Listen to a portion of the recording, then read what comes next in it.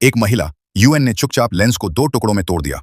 वो मरने के लिए नहीं बल्कि खुद को बचाने के लिए ऐसा कर रही थी। फिर उसने चबाई हुई च्युइंग गम से उसे अपने मुंह में छिपा लिया। शिया मियाओ धीरे धीरे नीचे झुकी और लेंस को जमीन पर रख दिया।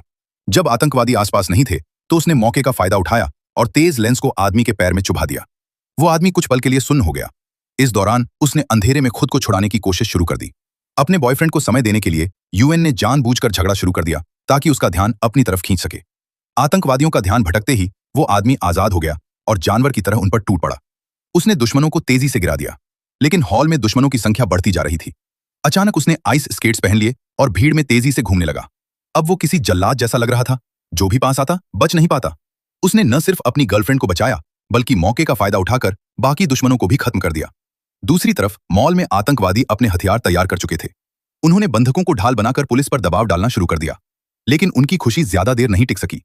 वो आदमी पहले ही पार्किंग में जाकर बम सेट कर चुका था। धमाका हुआ, लेकिन उसने बंधकों को नुकसान नहीं पहुंचाया, सिर्फ आतंकवादी गिर पड़े।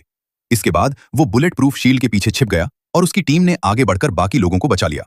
तभी आतंकवादी नेता गुस्से में पूरे बिल्डिंग को उड़ाने वाला था, लेकिन उसी वक्त वह आदमी आ गया और उसे खत्म कर दिया। सभी बंधक सुरक्षित बच गए, लेकिन कहानी यहीं खत्म नहीं हुई।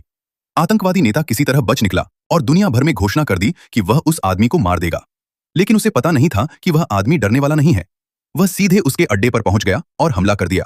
नेता डरकर भागा, लेकिन बाहर निकलते ही पाया कि वह आदमी पहले से ही उसका इंतजार कर रहा था। सिर्फ एक चाकू के सहारे उसने कुछ ही सेकंड में उसके सभी बॉडीगार्ड्स को खत्म कर दिया। फिर उसने नेता को पकड़ लिया और एक फाइटर जेट लेकर निकल गया। दुश्मन की मिसाइलें उसका पीछा कर रही थीं, लेकिन उसके साथी ने सही समय पर एयर स्ट्राइक करके उसे बचा लिया। आखिरकार वह आतंकवादी नेता पकड़ा गया।